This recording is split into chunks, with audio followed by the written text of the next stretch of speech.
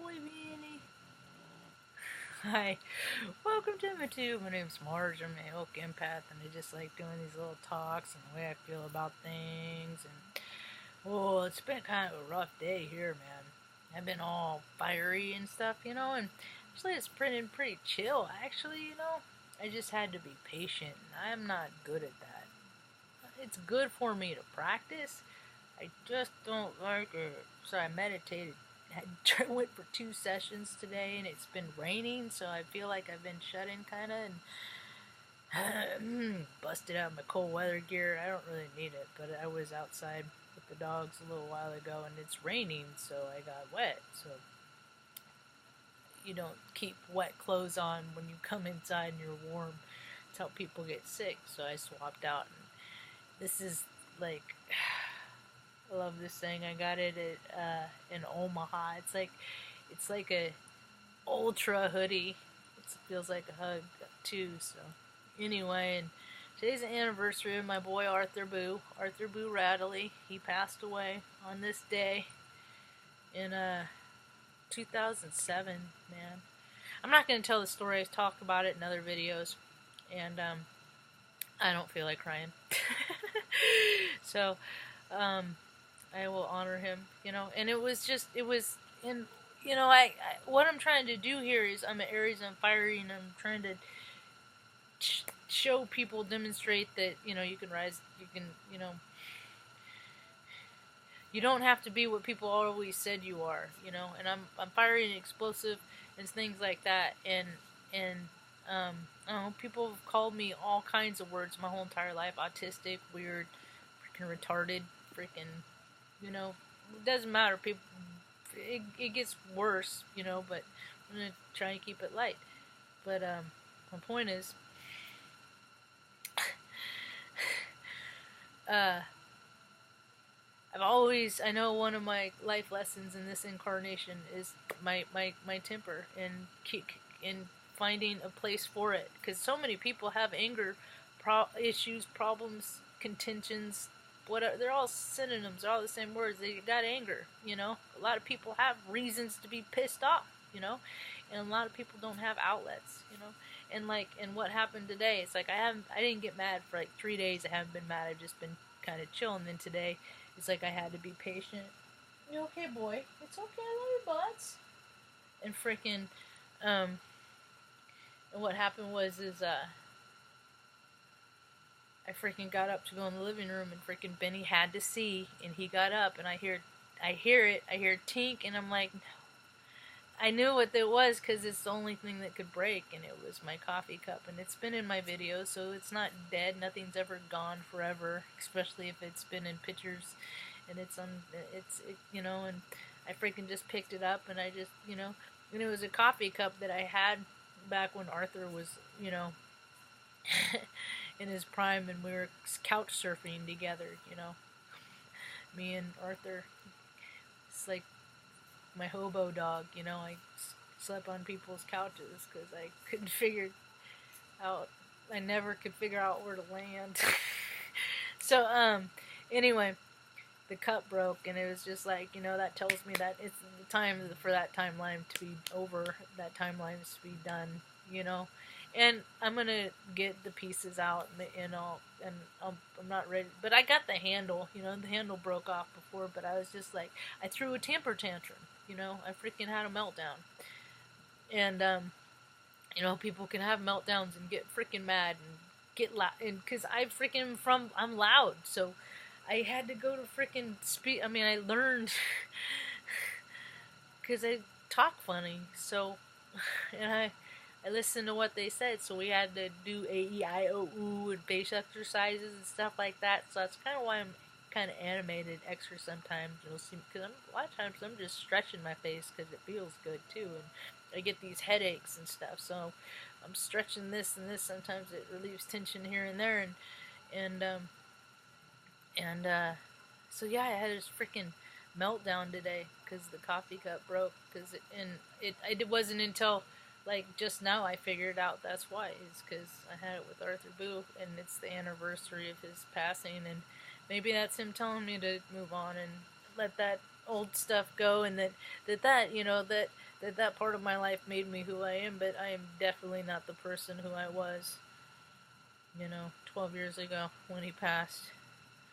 And he was a good dog. It's funny because I grew up like reading and watching To Kill a Mockingbird because I looked a little bit like Scout, and I was a tomboy like Scout, and I loved the whole idea of hiding and stashing stuff.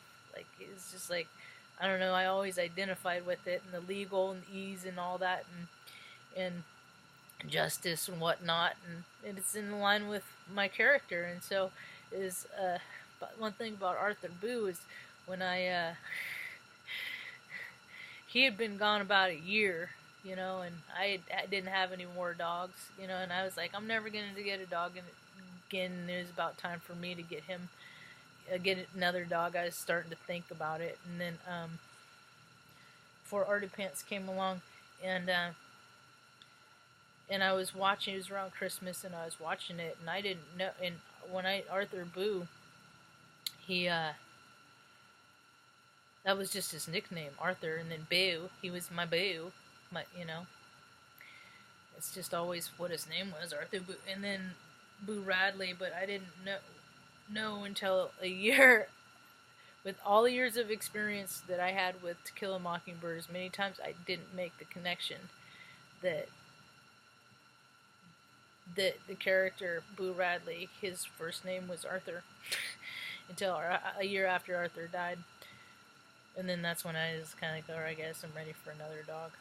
That's time.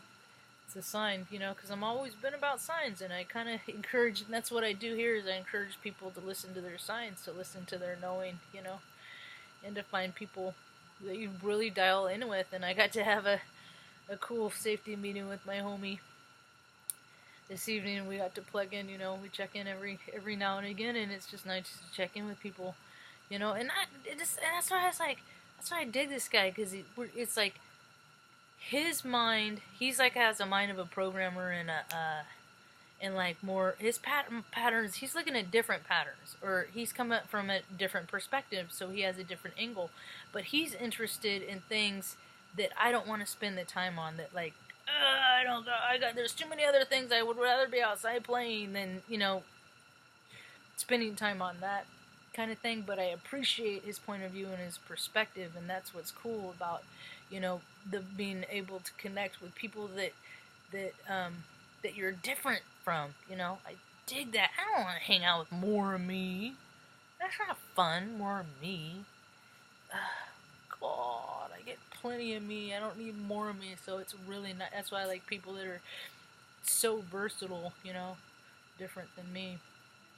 So I hope people are plugging with people, that they're really becoming in line with, and it's just, holy cow, things are coming down in a very fast way. And you know what? Well, I don't know, the man that I don't. That's the thing is, this guy, I was busy on the flight line, frickin' supporting these made-up conflicts so these old dudes and the lawyers can get rich. And you know what I did today? This was kind of interesting, because that dude died today. All I see is another greedy old rich dude. I don't know what his history is, so I was like, well, why don't you look and see what he was about, right? So I go back and I look and see what he was about, and I was like, oh, he's from here, he's from that, okay, that's cool, And then I was like looking at Washington, D.C. Now here's the thing, check it out.